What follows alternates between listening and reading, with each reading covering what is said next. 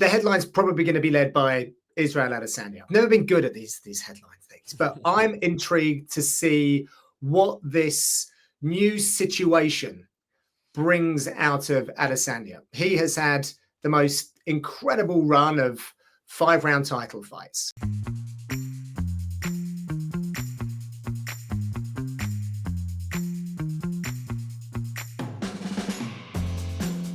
Back to the Bohnfire podcast, where we talk about the UFC and mixed martial arts with those closest to the fight game. I am your host, longtime MMA journalist and MMA Junkie senior reporter, Mike Bohn. Hope you all had a fine weekend, and although there was no UFC event, there was still plenty of compelling combat sports action. The two biggest cards for my money over the course of the weekend were PFL Champion Series Road to Dubai and BKFC Knucklemania 5, both of which took place on Saturday.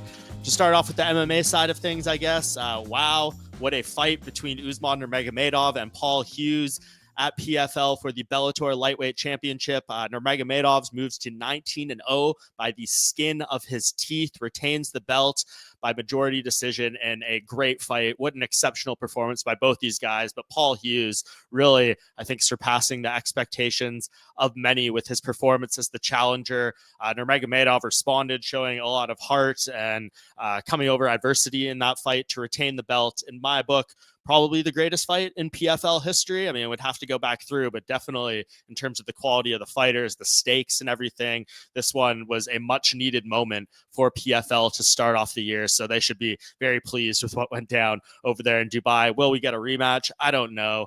I don't know if Hughes won, honestly. I know he feels he does. It was really close. I would have been okay with a draw in this instance. After taking another look, I think the 48-46 scorecard for Nurmagomedov was pretty solid. I struggle outside of a draw to give Hughes the win on the scorecards, but it was a very, very close fight, and I would definitely not be opposed to seeing a rematch. I think that's what they need to do. Will it be an immediate rematch? I don't know. I guess it just depends on how it shakes out. I would not try to let the momentum of this slip back if I was PFL, but does that mean immediate rematch? I mean, Nurmagomedov says after the fight that he thinks Hughes should win 3 or 4 more after this to get a rematch. I think that's unreasonable. I'm completely fine with the idea of Hughes having to maybe win 1 more or 2 more, especially considering Nurmagomedov said he wants a little bit of time off after defending his title 3 times in 15 months. So maybe it is not Hughes' next fight. He goes and wins 1 more.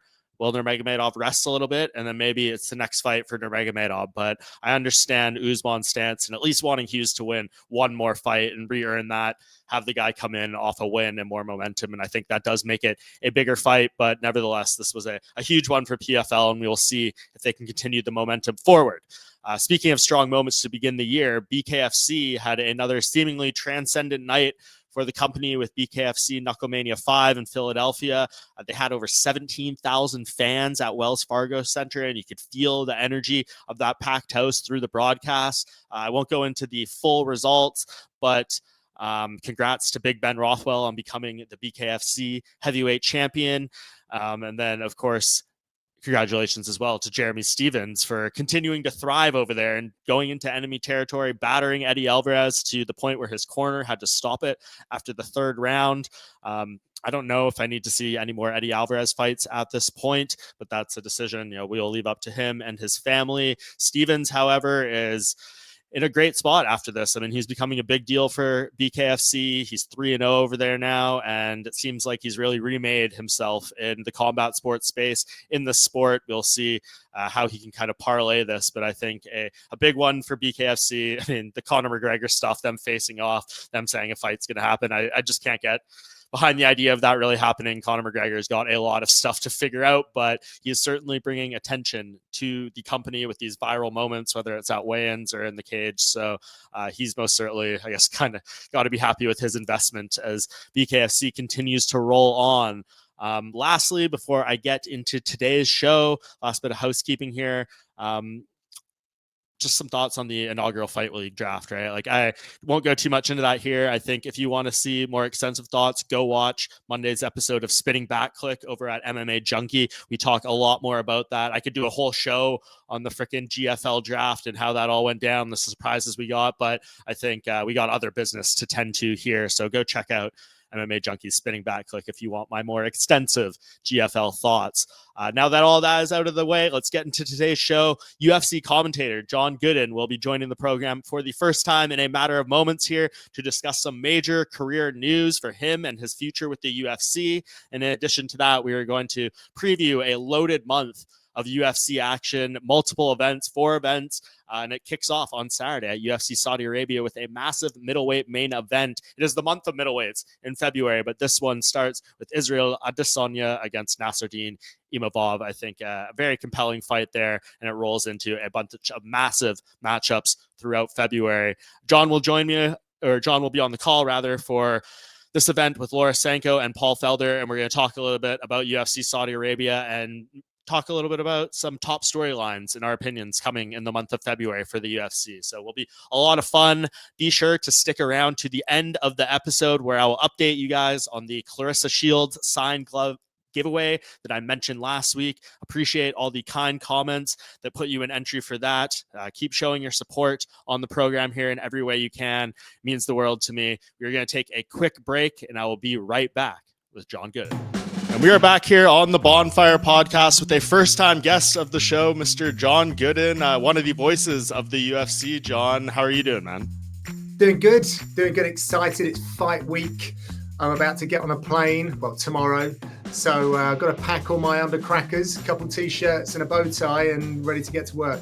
Yeah, man. And obviously your first call of the year, but some big news kind of coming around this. I know you announced the other day you had signed a new deal with the UFC after 10 years there. That's really exciting. Congratulations. Can you just share a little bit about, I guess, how long this has been in the works? Was it what you expected? And, why things extended at this point in time? Yeah, well, I'm never presumptuous, but I feel like I've got a good working relationship with everyone at the UFC, the team. I've learned how they like to do business. You guys might have noticed in the last year and a half or so, I've been working stateside. Mm-hmm. So that was a big commitment on their part to, fly me out as much as they have done. But then there was peeling back the curtain a little bit. I was spending a lot of time between shows. Sometimes, over the last 5 years or so, it might have been 6-9 months between commentary calls. I might get to do some reporting, maybe a desk gig. But the commentary is a bit of a monster. It's a beast unto itself. So if I'm out of rhythm, I'm obviously going to be a bit more taxing on the producers. So I feel like that was one of the reasons anyway, that they were trying to get me in stateside. And of course, they're sympathetic to me trying to put food on the table. So yeah, really happy. I love working with the UFC.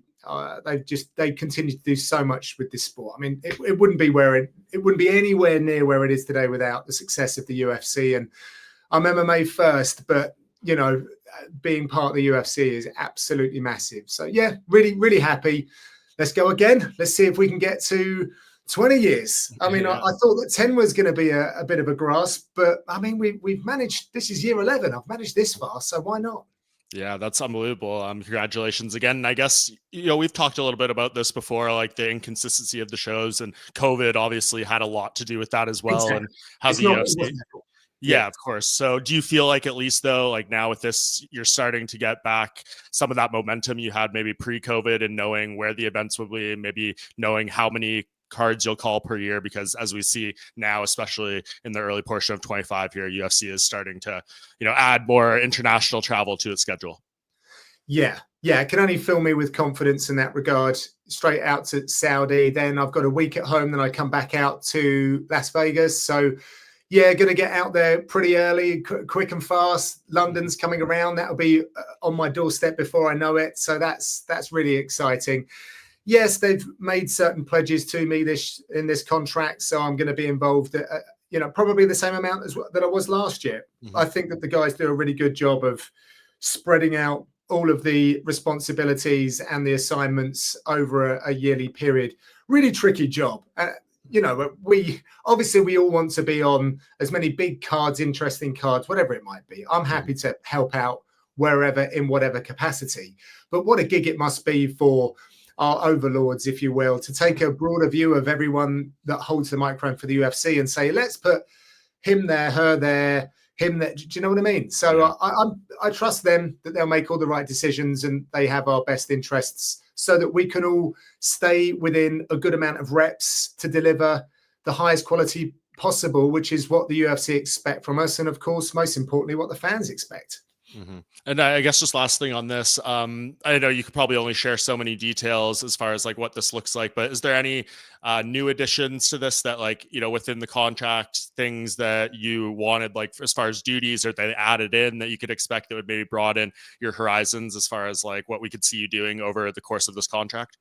No, it's all the same. I'm really lucky Mm-hmm. in that I'm kind of their utility man. So I actually do every job behind a microphone or the camera, right? Or in front of it. And I do stuff behind. Mm-hmm. So there aren't many more gigs that I could do apart from call a Dana White's Contender Series fight. I haven't done that yet.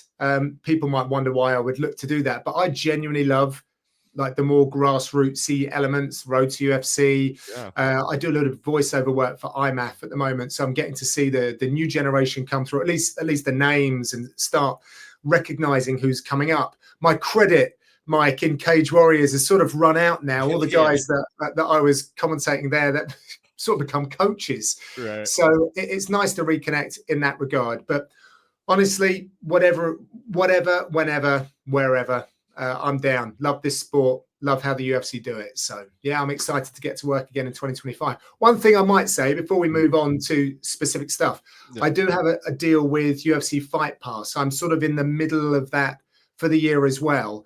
And today, Mike, at 7 p.m. UK time, my Oban Elliott documentary is dropping. I have a series called Up Close where I go into fighters' camps. Yeah. And I'm super proud of this one. Oban's such an open guy. Just I really vibe with him. And he, I think he likes me a little bit as well. And that kind of comes across on the films because he shares a lot. We go around his hometown. I'm really proud of this work. It's important work as well, given Oban's background. So I'm not going to share too much. Yeah. But I did that. And I just got back from a week at the Fighting Nerds in Brazil. So I've got another one that will come out in a month or so. That's a bit of a big beast. It's like 4 days of documentary style stuff. So my editor is probably, shivering in his boots at the moment. There's a lot of stuff. But again, really exciting. It's been a strong start to the year. Yeah, that's amazing, man. A man of many talents. I can't wait for the Oban Elliott one. He's obviously had a great first year in the UFC and is poised seemingly for, a really breakout year in 25. So everyone make sure to watch that. I guess in addition to that, the contract stuff, John, one of the reasons I wanted to have you on today, of course, you're calling UFC Saudi Arabia on Saturday with Laura Sanko and Paul Felder. That should be a lot of fun. And it's kicking off a pretty big month. Obviously, every month is big for the UFC. Only 2 events in January, though, but February is absolutely stacked. I just kind of wanted to go over some storylines over the course of the month, as there's a lot going on, especially, the middleweight division has, I think, 3 main events. The title is on the line, so it doesn't get much bigger than this. So I thought we could just kind of banter on some of what we thought are the most intriguing and compelling storylines for this month. I think we had about 5 each. So I'll give you the floor first, John. I guess what is the one that stands out to you most as you prepare to call for this card and go into this big month? All right. Well, I mean, let's start with this weekend, shall we? And it's the headline's probably going to be led by Israel Adesanya. I've never been good at these headline things, but I'm intrigued to see what this new situation brings out of Adesanya. He has had the most incredible run of 5-round title fights. He's never been in this spot with form as well. However, coming off the back of his last fights, he was really positive about certain aspects of his training and his own performance, which was beautiful to see, by the way. And I always listen very carefully at Adesanya's take, because he's done things in fight sports that few others have. So it often throws me off, because I think we swim in the MMA waters a lot and we hear a lot of the same narratives, but Izzy gives us something different every now and then. And that's why I'm even more intrigued about this one. It's Nassourdine Imavov, who's going to give him no grief on the mic in the run-up to this. It's all going to be respect. It's probably going to be a kickboxing match as well. But what does fighting Nassourdine Imavov do to Israel's game? Will he be more playful, more creative, take more risks because he doesn't have this this positive burden, not finding the right words, but he's not shouldering gold. So can we see even more out of him? And I'm really excited about that. At the same time, I've spent three visits in France with Imavov, gotten to know him and his team pretty well. Really like the guy. Very quiet, mild-mannered, but hardworking. Got a new age team as well. What I mean by that is a young head coach with new ideas. And yeah, this could be a real shake-up. If he can get this done, he doesn't make a lot of noise between fights, but if he can get this done, that's absolutely huge. And that will then definitely influence the headlines going forward into the rest of February. Yeah, it's such an intriguing fight. I spoke to both guys actually last week and got their insights on it. I mean, Israel seems very locked in, but as you said, a very rare spot for him. I think his first non-title fight in 12 fights since 2019. He has never lost 3 straight fights in combat sports, period, even dating back to his kickboxing career. So he's got a little bit of that pressure on him with the back-to-back defeats. He didn't seem too worried about it when I asked him, but yeah, you just wonder like what the goal would be for him. Is he trying to get back to the title? He, said the title chases me. I don't chase the title, which is a very classic, I guess, Adesanya quote that you kind of alluded to. He's got that different mentality. So yeah, I mean, this is, I guess, one that shows if he's still a guy to get back there and be like the title contender, or can Imavov break through and get that signature win? And he's got a great resume already, Imavov, right? Like he's done some good work, but I think he's just missing that like signature win that can put him over the top in terms of like being a true intriguing title contender. Yeah. And talking of, I spoke earlier of taking things for granted with regards to my contract. Let's not take for granted that Izzy's not going to be around forever. No. Like he has served combat sports for the longest time. And a lot of us fans only really got to know him through MMA, but you were just saying his kickboxing pursuits are extensive. So the man's been in a lot of fights. He's got a lot of wear and tear on his body. He's made money. And I'm not saying this is his retirement fight by any means, but let's enjoy him while he's here. But and celebrate what he brings, because he brings something different. He changed the game. So I'm excited to see what else he can bring as he does either make another run or close out this incredible journey. Yeah. And I mean, as I said, kicks off a huge month for the middleweight division. The co-main event, of course, on this card is Michael Venom Page going up to middleweight to fight Shara Bullet. The weekend after, we have the title fight at UFC 312, Dricus Du Plessis and Sean Strickland. The weekend after that, we have a fight night headlined by Jared Cannonier and Gregory Rodriguez. And then the weekend after that in Seattle, we have Brendan Allen against Anthony Hernandez in a rematch. So like the rankings could look completely different after this month. The whole shape of the weight class could look different. Khamzat Chimaev, of course, is sitting out there. I think he posted as recently as this morning, like, I'm getting the title this year. So I don't know, like, do you feel like any of these fights here, Izzy, Shara Bullet, any of the names I just mentioned, can they lodge Khamzat out of that number one contender spot? Or do you feel like this is maybe a month that will determine who is next, if you know what I'm saying? I think it's probably going to be Khamzat, right? But if either Adesanya or Imavov do something spectacular and Strickland upsets, then you've got a couple of storylines. Of course, Imavov's already fought Strickland, but it was up at 205 pounds. It was his first main event, so he was a little uncomfortable. Made a lot of lessons there. So there's something pre-built.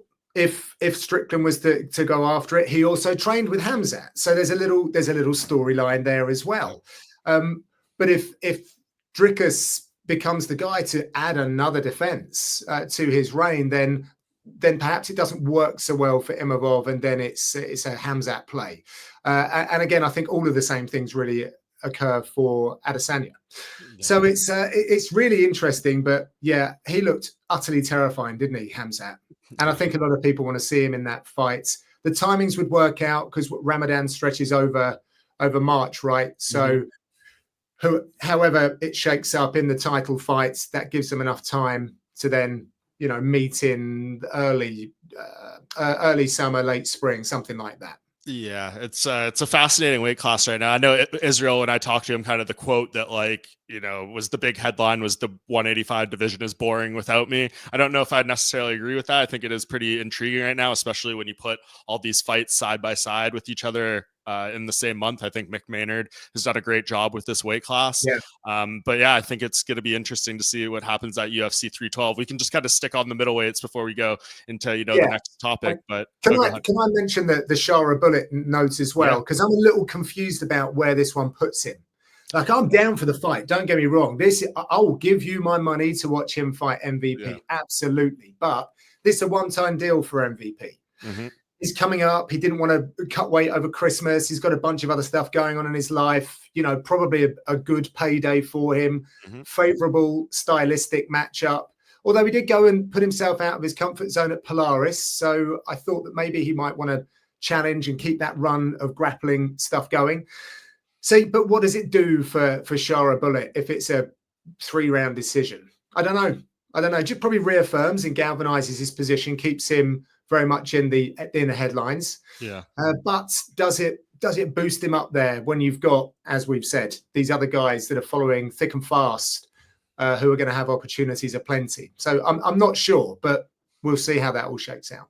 Yeah, he's such an intriguing case because he's obviously super exciting. I mean, had one of the best knockouts of the years in Abu Dhabi, but we're not hiding anything. Like, his eye is definitely an issue. He's got one eye essentially working, and obviously it works in areas where the UFC can self-regulate and stuff. But there's a reason they haven't brought him to a New York or a California or a Las Vegas or whatever. And you just wonder what type of limitations that puts on his career going forward. Is the UFC, even if he wins 10 in a row in the UFC, would they be reluctant to put him in a title fight, like knowing all these various things are going on? So that's just always my kind of wonderment, and maybe that's why they decide to get creative with the matchmaking here, right? Like, fight a guy that we're just going to put together the most exciting fights possible with this guy, but at some point, if he keeps winning, you're going to have to figure something out and maybe get someone very legit to go over to him. I don't know. Yeah, 100%. Yeah, it's a tricky situation, but yeah, this is a great fight. I mean, as MVP said, he was talking to Farah Hanoun over at MMA Junkie, and he was just like, this is, going back to the old school part of the sport. No rankings bother me. Like, I just want to do an exciting fight. So yeah, this is very, very good, man. Anything else, I guess, with this middleweight division while we're on the topic? Any of those other fights that I mentioned, Cannonier, Rodriguez, Brendan Allen, Hernandez, any of the stuff you find significant enough to talk about beyond these fights we've already mentioned?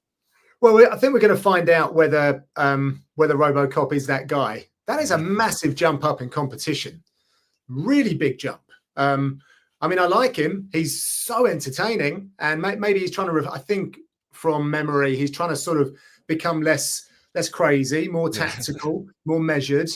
But Cannonier is tough as old booze. We saw that. Oh, sorry. And that leads me on to, what about Caio Borralho? Yeah. He is going to be in Saudi because he's, is he going to be in Saudi? I think he's in Saudi. Probably. I feel like he's everywhere. Yeah, exactly. He's one of those guys. He's just everywhere. Down under, because I think Bruno Brazil's on that card. Yes. So he's going to be there, ready, willing to go. He told me as much. So he is the guy in there at the moment that we haven't so far mentioned, but is on a hell of a streak as well. So he could, I don't want this, but he could swoop in on one of these cards and fill in as a main event. I'm certainly not putting that out there to the world for the gold, by the way, but somewhere else in February with all of these, if it's called upon, then I think he's good to go. So good opportunities there for him, and he's a big problem at 185. No one's calling him out. No. So let's see what's next for him. Yeah, and it's really interesting too, I guess, just to note the other middleweight booking that just happened as well. They're doing a rematch between Marvin Vettori and Roman Dolidze. That's headlining a fight night in March. So yeah, all these guys are booked. So I'm assuming Caio, great points. Stay ready, man. Keep your weight low-ish in case something pops up. You never know. We freaking saw the unthinkable situation happen at UFC 311 with Renato Moicano coming in on weigh-in day. In the one situation where we didn't have an actual backup weighing in. They had to pull someone from another fight. So yeah, anything can happen, but a lot of these guys very much booked up. So yeah, we are going to have a different looking middleweight rankings, I imagine, unless everyone holds serve with their spot, which is probably unlikely just given the unpredictable nature of the sport, John. Okay, I will, I guess, bounce you another one here, a storyline for me that I'm interested in. It's still on UFC Saudi Arabia. Can Sergey Pavlovich rebound, right? Like, this has been a tough run for him. He was at the top of the world thinking he might be the next big killer at heavyweight. He loses to Tom Aspinall very quickly in a very short notice fight, and then comes back and loses a decision to his former training partner, Alexander Volkov, where he looked a little lackluster, didn't seem to have that same pop and explosiveness as we saw on that crazy first round knockout streak he had. So now here he is, comes back again, got a tough fight in front of him here with Jairzinho Rozenstruik, but you would think pretty stylistically friendly for him. So I'm just curious to see. I mean, all these guys have ups or downs, but it's just crazy to think November 2023, people were thinking this guy was the best heavyweight in the world, and now it's a very much different talking point around him. Yeah, I talk a lot about like mystique and voodoo, right? People are beaten before they get in, and us as fans and media, we plump the feathers of the people in the spotlight as like they are just indestructible. They're going to tear through whoever. And then the bubble gets burst. And then that suddenly changes things and takes the pressure off opponents and makes it challenging for these individuals, I think, to a certain extent. They certainly have to go back to the drawing board and figure out, what went wrong and what's happening. He's a really kind, soft, family man of faith, is Sergey. And I'm talking ahead of myself here. I really need to speak with him this week to see how that Volkov experience affected him. Because if I remember rightly, when Volkov went up to him after that fight, he gestured that he didn't want to shake hands. The whole thing was weird, the energy between them leading up to the fight.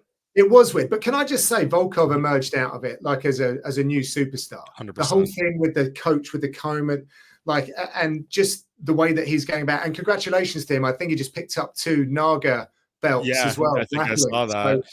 Probably doesn't fix his sadness from losing that decision, but that's a whole other topic. Go on. Yeah, but it's just, we thought he was kind of probably just a gatekeeper at one point, but he's just, he's been doing some really, really good work. But that Pavlovich experience is interesting. So let's see how he rebounds from that, because I think we see him as this big, scary guy. He's just a machine who goes through it. But I feel like he's got quite a soft character, and perhaps some of these notes really, really played a factor. And if he parks all of that, can he go back to being the wrecking ball? But it's going to be a very interesting first minute and a half, isn't it, between those two? Because Biggie Boy's a very experienced operator, particularly when they're standing. So let's see. But that one, again, there's a lot of horsepower in that fight. Yeah, I mean, the UFC's rankings, Pavlovich still number 4, and Rozenstruik is number 9 from what I'm seeing. So yeah, this is a huge fight for this weight class, a lot of significance, and we'll see which one of these guys can kind of climb. And did you have anything on your storylines, John, about heavyweight at all for the rest of the month, or should I go into something else I had on my mind? No, you can move along. That was all I had for heavyweights. Okay, so I guess just to parlay this, I had, how will Curtis Blades respond in Seattle in his fight against Kuziev, I believe. He's fighting a newcomer on the prelims, which is a long way from fighting Tom Aspinall for an interim title in Manchester.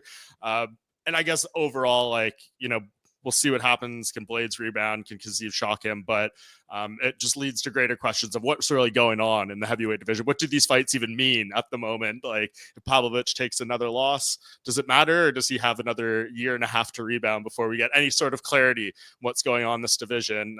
You're overseas there in the UK, John. Do you hear any rumblings out of the Aspinall camp? Or are we getting any closer to maybe getting some clarity on whether he's going to fight Jon Jones or someone else and the division moves on? I don't know. Yeah, I spoke with Andy Aspinall a few weeks ago now, and nothing. I think they're hopeful, and Tom's got a lot of other stuff going on at the moment. They're doing a really good job of bottling the lightning, if you will, over here, getting some really good partnerships going. Yeah, we need work over in the UK, Mike, to try and elevate this sports.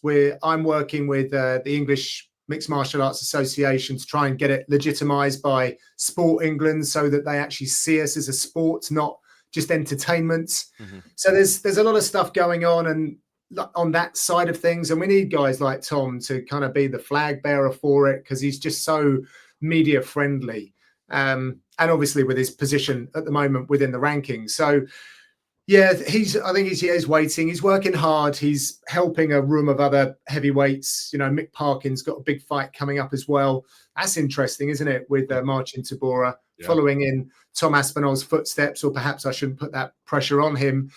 But there's a lot going on there. I feel like Tom's sort of is in this period of giving back whilst they figure out what's going to happen on this big fight deal. Make it happen, UFC. Everyone wants to see it. Just pay the men. I know. And let them duke it out.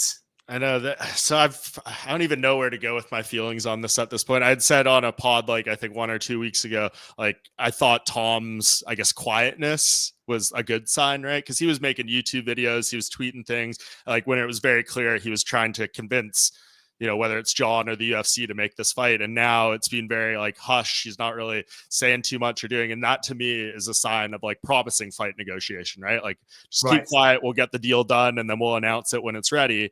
So I don't know if some of that's going on, but you hear Dana's, I guess, semi change in tone, right? Like in Tampa, at the last event of 2024, it was a very rare comment from him. I guarantee this fight is going to happen in 2025. Like he went out and said that on the record, which he does not do when fights are not officially done. And then, you know, in LA, he takes Jon Jones's #1 pound for pound ranking away, gives it to Islam Makhachev, and I don't know, it feels a little more standoffish. So I don't really know what's going on here. Everyone wants this fight, but I don't know. Is your confidence level high? What do you think? No, let's put it out there. Yeah, let's put it out there, Mike. Yeah. This is going to happen. Energy. Yeah, exactly. And you know, John is never been in a hurry, has he? Particularly in recent years. So this isn't inconsistent. So let's see. But should he be in a hurry though, John? He's only getting older and Tom's only getting better, you would imagine. That's what the critic would say from the Jon Jones side. Yes, but I feel like when these negotiations get going, they'll get it done. Mm-hmm. I think they know that Tom will certainly be working away, and it's almost like what's a good analogy here? I won't remember a boxing fight, but I remember watching them as a kid. You know, when you'd have the guy the champion would make the guy in the ring wait even longer for the walkout. There'd be like these big old delays before they actually come down the runway. Tyson Fury taking 20 minutes to walk to the ring. Yeah, there you go. So I feel like it could be a little bit like that right now. But when we get a bit of momentum, then maybe it's the summer, maybe it's that international fight week, something like that. So there's time yet to negotiate this, but I know that Tom won't want to be waiting around. But then at the same time, you're saying John's age, etc. But I don't think he's looking to have many more fights and squeezing them in. So that the ones that he does, he's going to make them count financially. Yeah, it's fascinating. And I guess to kind of go to what my point was at the beginning here, like what are these fights really trending towards? Because let's just say in the hypothetical world, this fight doesn't get done, John retires, which we all hope is not the case. But then Tom becomes the champion and you look at some of these other fights in the rankings, like of course, Ciryl Gane is the one that really stands out. Yeah. The fight hasn't happened, but you know, Ciryl is coming off a very close win, and does he have the right momentum? Does he fight again, or just sit and wait for this whole situation to play out? But you go beyond that, you know, Volkov, Aspinall beat him already. Pavlovich, Aspinall beat him. Blades, Aspinall beat him. Almeida's sitting out there as a potentially fresh name. And then, Spivak, Tybura, all that stuff. So it's an interesting time at the division. Yeah, there's a couple of divisions like that right now. But these things always shake out, don't they? I know that we, in the moment, we get these feelings, but then something happens. Tom Aspinall's not been with us that long, and he made a very, very quick impression. So there will always be another, but we're impatient, and I get it, and I'm there with you. But let's not lose faith in a division just yet. But I understand what you're saying. So let's hope that Jon Jones, he takes the challenge, he gets the right deal, and we can all enjoy this one. Absolutely. Okay, John, I'll throw it back to you as we kind of get on the back half of the show here. Let's hit some more of these storylines and headlines. Is there something else that you wrote down that you're intrigued by in the month of February? I am, and it's bantamweights now. Bantamweights are in the spotlights, and I think we're going to see the turning of the page. And what I mean by that is obviously it's Dominic Cruz's last one. He's going out on his own terms. Congratulations to him on all of that. And, he's got Rob Font as the dance partner. So it's not like a changing of the guard. It's more of a turning of the page. However, when we have Cejudo, number 7, Song Yadong, number 8, I feel like, he looks like he's still a teenager, Song Yadong. So, but what does Cejudo do from here? Win or lose? Like, how many more times are we going to see him? He's already retired before. I love seeing these guys, these elite guys compete, but I don't know intimately what his ambitions are. But that is an incredible division, isn't it? It really is. There's so much talent there. I love watching them. They just wow me with technical ability every time, and now physical endurance as well. So there's a lot happening there. Massive fan of Corey Sandhagen. Want to see what happens next. But then we've got these newer guys coming up. I made a note of a few, like Bautista, Lockdog, who's fighting this weekend, and of course his opponent Saeed Nurmagomedov and Gafurov as well. So we do have some contenders coming through who are running win streaks and looking to make a real impression. So I think there's a really good turning of the page that we could get excited about in February and going through into sort of Q1, if you will. Yeah, and obviously on the back end of the title fight we just got at UFC 311, it's a great time to kind of make your impression. I think a lot of people thought we would continue to get that turning of the page to the younger side, and Umar Nurmagomedov would win that, but he did not. It was a great fight. Merab Dvalishvili proved people wrong once again as a big underdog, and yeah, man, like he is looking like such a dominant force at top of that division now. If it wasn't going to be Umar, I really wonder like who could be the guy to take that belt from him. Merab is something special, but I had something a little similar on my list. Like, will Dominic Cruz get that retirement high? Like, will he go out on a high note? I wish we got the Jose Aldo fight. I don't know why we didn't get it this time. It's been sitting there right in front of us for a few years now, I feel like. But Rob Font, I think, is an acceptable choice in the spot. And yeah, just can Dom do it, man? This guy's had a lot of layoffs, a lot of time on the bench. Seems like he's figured out this is the right time for him to walk away. But it's always tough when you're like 1 foot out the door already announced going in, and we've seen how the sport goes. It's more often than not, it's a cruel goodbye for these fighters, unless you're like a Robbie Lawler or something. Yeah. But what's settling in that regard is Dom's already has an incredible broadcasting career. Yep. So we know that he's on this trajectory, but he is, he's such a unique character. Like, I don't know him super well, got to work with him a few times, but he's so comfortable in his own skin. And he's like, you can't tell Dominic Cruz to do something that he doesn't want to do.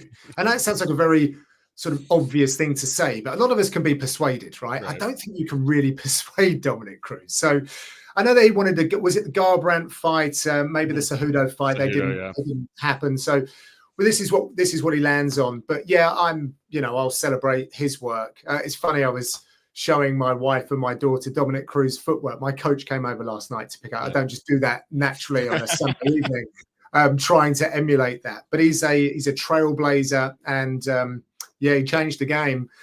So yeah, it would be nice to see how he fares. Be a good send off. Of course, the best man must win. Yes. And while we were talking bantamweight, we at least have to mention Piotr Jan and that last performance as well, because he's such a seasoned vet, and just strategically, of course, technically they're all like it's a percent here and there, but I just feel like there are certain performances where he just wows me. It was the Corey Sandhagen one previously, and this last one against Figgy. I just like, Jesus, this guy's so good. Just when you think he could be overcome physically, he just finds these different ways of winning. He's so good. So yeah. The vets as well as the newcomers keeping it alive at 135. For sure. It's such a great division. I've said for a while, like, it's going to be hard for any of these guys to keep it for a very long time, right? Aljo kept it longer than I thought he would, just given the competitiveness of the weight class. And then now we'll see what Merab could do. I really didn't see a scenario where someone seemed like they were going to be able to separate themselves as much as he seemingly has now. So really impressive. I still think Umar is probably the most equipped to beat him, but we'll see how he grows from this defeat and bounces back and all that stuff. And yeah, hopefully we'll see Dominic Cruz do his thing one last time. Just please don't retire and then sign with GFL a week later. I don't want to see. Oh, goodness. Yeah, I don't think that's going to happen. Yeah, he's already got his spot. I guess just quick sidebar on that. What did you think of that draft and all these names that are coming back that, of course, made their place in the UFC? Makes me feel a little uncomfortable. Yeah. Because I feel like we've said goodbye to a lot of these athletes, and it's been the right time for that. So to see, not all of them, some of them coming up, like real veterans of the game as well, and you're like, really? Mm-hmm. I mean, you guys have got to earn money, and I can't begrudge anyone going out there and trying to provide for their families. But yeah, some of these decisions are interesting. And yeah, I mean, I haven't really done enough digging, but I do wonder, like, the longevity of some of these projects. Well, we've seen it before, haven't we? And of course, I want the sport to thrive and develop, and a rising tide lifts all ships. But yeah, sometimes gimmicks and things like that, I don't know if they hurt the sport sometimes. So let's see. Again, you know, I wish success and nothing more, nothing less. Sorry. Yeah. I'll reserve judgment. But yeah, sometimes I just want to. I put certain names to bed and been happy with it, and almost actually had a handshake moment with them. Thanks very much. You know, good luck in your retirement. And here they are again. You're like, oh wow, okay. Yeah, the Shogun one breaks my heart, honestly, especially because I just talked to him at the Hall of Fame a few months ago. The only thing I'll say on this before we move on is just like, they are promising these guys a lot of money, and if they can get it, God bless. I hope they all do. The thing that kills me is a lot of these guys don't need to be fighting, and if they go in there and put their bodies on the line even further and they don't get this extreme compensation they're being promised, that would really hurt me, because the last thing these dudes need is more damage or to put themselves through more physical stress and then not get the reward that's being promised at the end. So just please let these checks clear if they do end up fighting. That's all I can really hope. And mental stress. I know that you didn't mean to omit that, but these camps, man, and to come back, and can you imagine, some of these individuals would have had to have had some really difficult conversations with their significant others. Yeah. Just when the families have been, you know, because it is, I often think about the families of those that have, you know, supported an athlete's career, and then it's like the pressure's off, and then you're back around and you're like, what does that do to the home life? So it's an interesting thought. For sure. Okay, I'll go into my last one here, John. It is going to revolve around UFC 312 again. I guess someone being back in our lives who's been in and out of the sport is Tatiana Suarez. She challenges Zhang Weili for the strawweight title. We have been talking about this woman, potential champion, all these things about Tatiana Suarez for years. It's being slowed down by injuries and time off her progress. But here we are, finally a championship fight against, Zhang Weili, who's an absolute beast. So I'm just curious, like, is there being too much physical issues with Tatiana that maybe she is just not like the absolute peak athlete she could have been as an MMA fighter? Or is this a coronation that we've been talking about for all those years? And to beat Zhang Weili in the fashion she has some of these other fighters would be so impressive. But yeah, we're going to get our answer about, is Tatiana Suarez everything we've been hyping her as since The Ultimate Fighter? This is exactly the question. We're about to find out. She's about to find out, right? So let's just hope that her camp's gone as well as it could have gone. Few athletes go through camp without, some pretty decent injury and suffering. Perhaps hers just kept happening at the wrong time.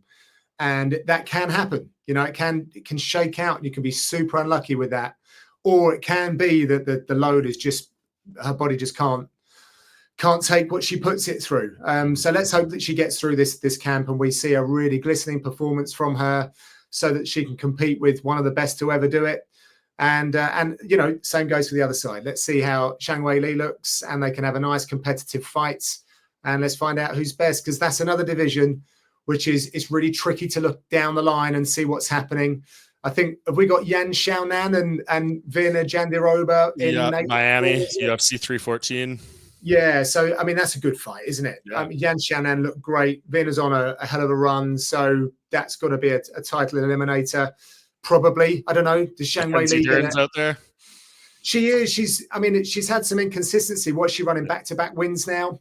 So, good luck to her. She's certainly doing things a little differently in this run. Maybe that's going to be the source to the tonic to get her to the top. But we'll find out. But Zhang Weili, if she doesn't get the win, does she get an immediate rematch? Like, there's a lot of questions here, but it's a division that needs a couple more storylines being added. No doubt. It's been a little slow over the past year, but we will see. UFC 300, of course, is the last time the title defended in this weight class. Okay, John, I know we're getting short on time here. I know you said you had written down some other things. Anyone you want to rattle off before I get you out of here? Well, lighter weight classes again. Flyweight title eliminator is on the horizon as well. Yeah. Again, well, God, I don't want to sound like a negative one, but we're now just touching on a few divisions where they need some movement, don't they? Mm-hmm. Or perhaps we just celebrate someone's authority at the top. But Royval versus Manel Kape, I mean, it's a really exciting fight, and it is a title eliminator from what I understand. And that sets up a potential trilogy for Royval or a rematch for Manel Kape as well. DJ made 11 defenses. Is Pantoja a guy who can get close to that? I mean, I really don't know, but that's a division in the spotlight coming up. And I guess if we're just throwing other stuff out there, we are not going to get through February without talking about Alex Pereira and Ankalaev. That's going to build up pretty hot. And I mean, he's just such an incredible athlete, isn't he, Alex Pereira? He really is. And people saying that Ankalaev's just going to take him down and be. I'm like, when have we seen that? Like, I just don't know. I really don't know. But Pereira has it's probably exceeded my expectations when I look at what he's done across weight divisions. Mm-hmm. I'm not sure I saw him doing what he's done in the amount of time that he's done it without dropping much. Do you know what I mean? Yeah. So I mean, and as a result of that, I'm just like, I think that you're as close to a superhero as it gets at this point. Yeah, those guys, as you said, the build to that, which goes down March 8th at UFC 313, is going to really start coming to the forefront here in the next few weeks.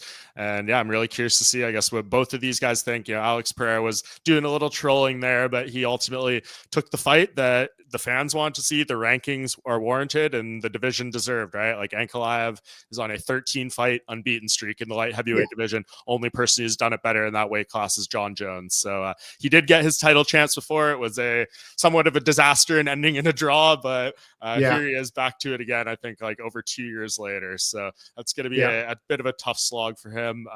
Does that basically cover it, John? Do you think we give the people enough preview content for a busy February? I think so. Now you're just making me want to throw the names out there. I'm just really happy to see big Jan Blachowicz back in training. Got a huge fight, obviously, with Carlos Ulberg later in March as well. But to see a man of his standing, his senior years, repair his body and still compete at the highest level, talking about Ankalaev took him to a draw. So, he gave Pereira arguably his hardest fight at light heavyweight as well. Exactly that. Forever tough and one of the nicest guys in the sport. And what's the word? Unassumingly funny. Like, doesn't realize how funny he is, but actually quite hilarious as well. So I'm a big fan of Big Jan B.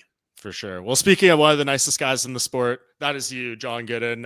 Really appreciate you taking the time, man. Looking forward to this call on Saturday. As I said off the top, you'll be working with Laura Sanko and Paul Felder. Laura Sanko, give her some props as well. I think the first female calling a combat sports event in Saudi Arabia. So a big moment for her as well. And I'm sure, the whole team will do this event justice coming up on Saturday. Early times here in the United States, but prime time over there. I'm sure it'll be a lot of fun. I've covered some boxing events in Saudi, John, where they've happened at like 4 a.m. So I think you guys are going to hit the sweet spot with this broadcast. Oh yeah, well, if it's the same venue that we were in last time, I think they've had a name change, which is assuming it's the same place, which is a football stadium, by the way. Mm-hmm. It looked beautiful before, so visually, people will see a few different things from this arena. They had some really nice lighting rigs, but yeah, I'm excited to be over there. I always like going to the Middle East, and I have a lot of fun working with Sanko and Felder. So I think we're going to have a good, fun broadcast. We got our first UFC women's bout in Saudi as well. Yeah. With Jasmine Jasdavicius. Yes, there you go. she's out there. They are former training partners. So there's a little spice to that one in a way. I think they both love each other dearly, but, this is business and all that. So they're going to put it to the side. But both of those ladies go at it. So that first round in particular is going to be very interesting. Lots of storylines for this. It's a fun card. Bummed we lost, speaking of middleweights, bummed we lost Ikram Alaskarov versus Andre Muniz off that card. Yeah. But is what it is. Excited to see Alaskarov back, nevertheless, whenever that happens, because he obviously went through some crazy stuff last time around in Saudi Arabia. So there you go. All right, John. Well, I hope you have a great and safe trip out there. Really looking forward to the call. Really appreciate you joining the Bohnfire for the first time. I will take a quick break and then be right back to wrap things up. That does it for another episode of the Bohnfire podcast. Thank you so much to John for joining the show, and congratulations to him again on the new UFC contract. Hopefully many opportunities to him afforded throughout this new deal, and can't wait for his call of UFC Saudi Arabia this weekend. I will not be traveling out to the Middle East for this one, but we will still have plenty of coverage over on MMA Junkie and perhaps a little bit on this YouTube channel as well. Before I take off for the week, it is time. Producer Kamikaze has selected the winner of the Claressa Shields signed boxing glove giveaway. He went through all the comments. He determined who he felt was the best one. I had no influence on this, so if he did not pick you, apologies in advance. Take your gripes to the man Kamikaze. But he went with at Green Bandana /P5B, where he says, I've seen all the Bohnfire episodes. I love their length and appreciate how all the participants clearly prepare for each podcast. The variety in the list is fantastic. It's a fun show, and I will definitely continue watching. Hopefully, Green Bandana speaks for all of you out there. Appreciate that very nice comment on the show. I will directly respond to you and this comment, and you can hit me up with your contact and shipping information. We will get that Claressa Shields signed glove out for you. If I don't hear back from you by next week's show, though, we're going to have to pick someone else. We do have a backup in place, so that is your countdown warning here, Green Bandana, to get back to me. And thank you once again for the nice comment. Either way, this glove is going out to someone out there, and hopefully we can do many more of these giveaways moving forward. But that does it for the show. Thank you so much to everyone for tuning in. And until next week, I'll see you back here by the Bohnfire.